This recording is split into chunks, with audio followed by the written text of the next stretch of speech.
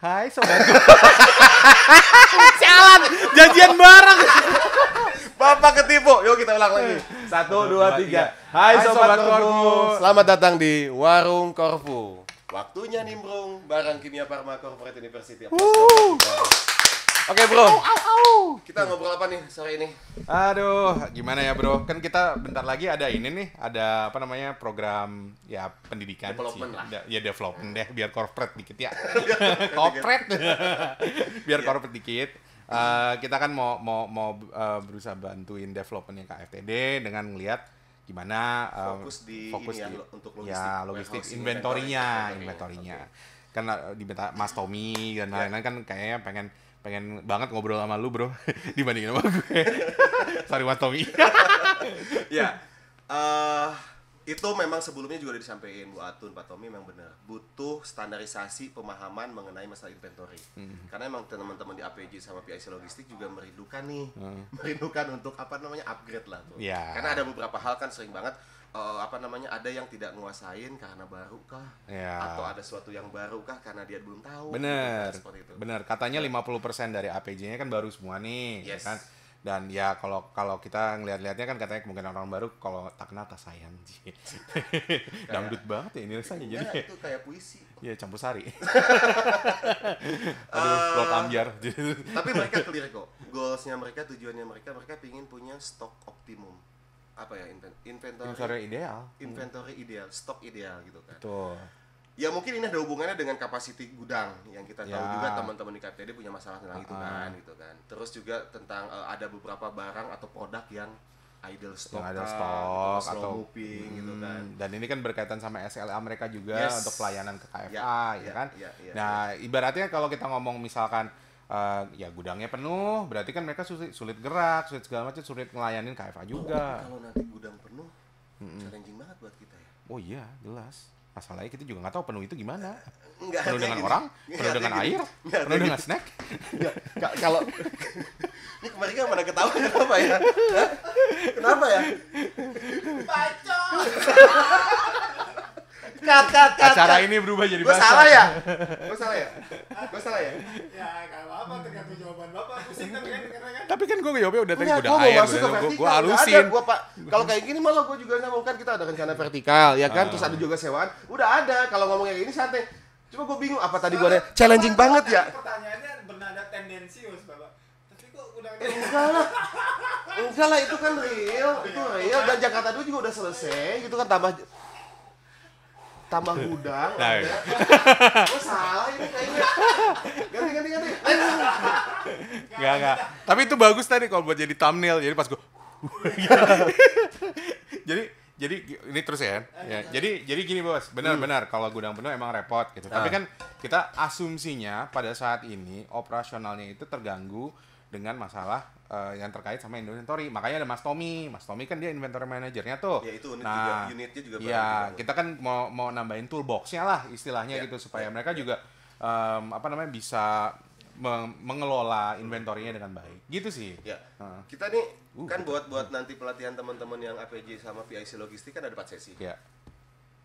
Sesi pertama minggu depan kalau nggak salah. Ya. Temanya apa yang mau kita bawa nih? Saya lupa judulnya Mas. Saya ingat kok. Luar biasa. Handphonenya nggak kereset. Kita mau penilai performa stok. Kita penilaian performa stok. Ya. Yang kedua nanti masalah perspektif capacity, space capacity. Karena bukan apa, sekarang ada gudang kayak apa, belum tentu semua orang bisa ngitung. Ini gudang segini berapa yang cukup untuk berapa palet, untuk berapa quantity, belum tentu. Kan itu juga masuk di sesi kedua. Ya kan? Jadi ya yang ketiga kan kita mau lihat juga sebetulnya kita lagi lihat ke PO kalkulator. Ya kan? Yes. Itu kan toolbox-nya sudah ada. Yang terakhir saya lupa. Hubungannya dengan SDM, karena teman-teman di KFTD kan kemarin SDM juga minta kalau ini bisa distandarkan bisa jadi referensi kita buat jadi KPI-nya mereka. Karena selama ini tuh ada kesalahan bikin PO, stock over segala macam, mereka tidak ada KPI standar. Itu berarti lebih terkait ke misalkan SOP building, terus SOP implementation gitu ya. Itu sebetulnya kerjaannya mas-mas yang belakang situ sih. Cuman ya udah nggak apa-apa. Kita kasih contoh dulu gitu ya. Ini kita dibacok kali ya. tapi benar gini, emang kenyataannya kalau saya kebiasa dalam project, perencanaan itu tidak selalu sama dengan kejadian di lapangan, ya kan? Di lapangan macam-macam, mulai dari Sabang sampai Merauke pasti keadaan pasarnya beda. Ada yang minta vitamin C, ada yang minta infus langsung gitu loh. Jadi ada juga yang pecandu minta propofol gitu. Tergantung juga sih. Jadi emang itu mesti actually mesti di account ke dalam pembentukan misalkan tadi SOP tadi gitu. Gimana apakah situasi tersebut cocok atau enggak dengan SOP-nya, kan harus dimodifikasi terus gitu. Setuju Sob. Nanti mungkin untuk di awal juga kita yang penilaian stok itu performa stok. Yes. Kita ngasih guidance ke mereka bahwa stok yang ideal itu seperti apa, yang related sama kebutuhan. Ada target, mereka juga nggak bisa mungkirkan 1 bulan ini mereka ada stok ada target untuk penjualan kan gitu kan acuannya. Nanti mungkin kita standarkan itu dulu deh yang pertama. Dari situ juga kita dapat feedback dari teman-teman kan. Pak, selama ini juga saya salah itu karena A B C D misalkan seperti itu gitu kan. Biar masukan juga buat kita. Ya, jadi gini, yang pertama kalau dalam developing itu terkadang kesannya kita mengkritik, padahal kita enggak. Kita itu pengen tahu gitu loh, Pak. Kita pengen ngebasisin sesuatu dengan refleksi dari pengalaman kita, terus good practice-nya seperti apa, dan mungkin kalau dari Mas Yana sendiri kan Mas Yana background-nya distribusi tuh. Yes. Dia kan pasti tahu yang namanya reordering point itu seperti apa kompleksnya. Kadang-kadang sampai nggak tidur kan bikin kayak gituan. Nggak tidur, nggak makan, puasa. Atau nggak digaji itu jangan-jangan. Pusingnya akhir bulan ya biasanya. Yoi. Ini kok HPP gue begini gitu. Iya. Cuman ya itu Mas, kurang lebih lah.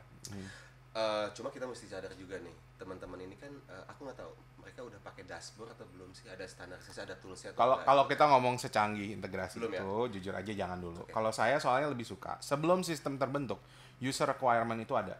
Oke. Push di situ. Pada saat itu di push dan itu disesuaikan dengan kebutuhan sistem, maka terjadilah yang namanya konsensus.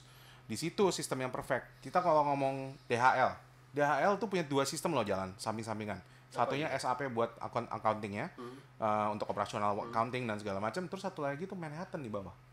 Dia itu sinergi di antar situ terbentuk karena DHL tahu pada dasarnya dia butuh tool yang seperti itu untuk mengoperasikan jaringan operasional dia yang luas banget. Sorry, gitu. tadi sistem yang satunya apa namanya? Manhattan sama SAP. Sorry. Iya, yang SAP oke, yang Manhattan itu untuk Manhattan itu sebetulnya kayak DMS, Distribution Management System. Gini. Kalau kayak gitu sama aja sih, dulu juga saya di perusahaan distribusi, di perusahaan multinasional kayak gitu. Dia pakai SAP. Udah hampir semua modul, dari mulai payroll sampai ke ujung udah pakai. Tapi untuk distribusi kita pakai DMS. Ada waktu itu namanya pakai Freedisk lah, Magenta macam-macam lah itu. Dan mereka nggak ada masalah sih, ini SAP gitu kan. Ini untuk distribusi, mereka tinggal bridging aja gitu kan. Nah iya, tapi kan abis itu habit dari Mas Yana seperti insting mengetahui bahwa ini barang tren pasti gede minggu depan, ya kan? Itu kan harus dibentuk secara organik Mas, ya kan? Nah kita walaupun kita ngasih toolbox ya, kita tetap harus mengutamakan bahwa toolbox ini mempengaruhi si user secara organik. Itu kotak alat ya? Iya, kotak alat. Ya, kotak alat. Bukan kotak pancing, Bos. Jadi Lanjut. lu rese ya, gue lagi serius juga. Ini kayak kemarin gue ngomong apaan ini. Serius juga kan. Ini gantian bolanya di gue. Cumi. Jadi intinya sebetulnya toolbox itu bukan untuk semata-mata digunakan. Tool yang paling kuat ada di kita itu ada di sini semuanya, mau nggak mau. Kita mesti tahu barang apa yang udah oke dan bagaimana caranya mengarahkan supaya apa ya istilahnya ya, ide itu bukan ide sih, ide itu berdasarkan acuannya gitu sih. So, bicara ada di sini itu kan nggak ngomongin kepala satu orang. Enggak. Ketika satu cabang itu kan ada beberapa teman yang emang sesuai fungsinya tuh, ada yang di sales, ada yang di divisi, di finance gitu kan, seperti itu. Ini mereka kan kena dalam artian satu cabang. Saya sedikit share pengalaman saya 10 tahun lalu lah, ketika saya distribusi gitu ya, saya di distribusi contoh gitu kan, itu kan yang berpikir kayak gitu nggak cuma bagian gudang, gua pokoknya taunya barang ini moving harus order sebanyak-banyaknya. Enggak juga, karena dia si orang gudang itu belum tentu tahu kenapa produk A naik di saat tersebut. Orang sales akan lebih ngerti juga, karena ada peak seasonnya, ada acara apa, itu faktanya gitu kan. Maksud saya tadi cuma khawatir aja, ini harus gininya gitu kan, seorganik ini nggak cuma di satu sisi di bagian logistik doang kan. Ini kan kita klarifikasi itu aja maksudnya. Kalau kita ngomong supply chain dari ujung ke ujung, itu kan berarti perencanaan konstan, ya nggak? Pada saat konstan itu terganggu oleh deviasi atau gangguan lain, itu banyak banget itu kan harus ada inisiatif dari unit tersebut yang terganggu oleh deviasi itu untuk melakukan analisa, ya nggak? Harapannya toolbox ini dipakai buat analisa itu, gitu. Jadi kita bro, alatnya mau secanggih apapun akhirnya jadi kalkulator kan lucu bro. Artinya? ya harus orangnya dikembangkan secara intrinsik, secara holistik. Yang sekarang kondisinya kayak gimana? Waduh, saya nggak tahu. Soalnya saat ini kayaknya sih teman-teman di sana juga udah ada toolsnya. Direktur, tik tik tik. Sudah ada toolsnya. Lu Cuma gini. Sob, dia tuh berdiri di atas bantal, sob. Bantal kecilnya banyak, lu timpuk, gue diem, Bob. Ini ada P. Nggak, sudah ada toolsnya. Cuma kan requestnya adalah gimana tools itu bisa optimal dijalankan tanpa hambatan yang lain-lain. Maksudnya gini, teman-teman itu di APJ itu ketika buka PO pun ya sesuai standarnya, kebutuhannya, jalankan tools aja secara konsisten itu agak mending. Betul. Itu salah satunya, makanya besok Betul. kita buka pemahaman mereka, ini penting loh jalanin itu kan gitu. Betul. Jadi emang kita itu kalau kan saya bilang tadi toolnya sudah ada, tapi holistiknya mana? Ya kan, pengertian dia terhadap tool itu sebagai apa yang dia harus gunakan seperti Jadi apa? PR kita nanti sesi pertama itu ya. Yoi, itu sih. Ada lagi mau disampaikan? Okay. SMP. Cie, nggak batuk.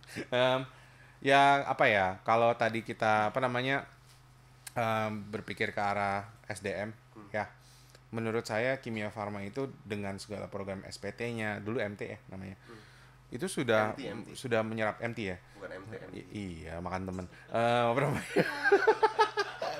Itu sudah berupaya untuk mendapatkan bibit unggul. Jelas, ya nggak? Susah loh masuk sini sampai dilempar ke camp terus lumpur-lumpuran dan segala macam gitu kan. Iya. Apalagi yang Bapak nanti mesti presentasi ke direksi itu, Pak.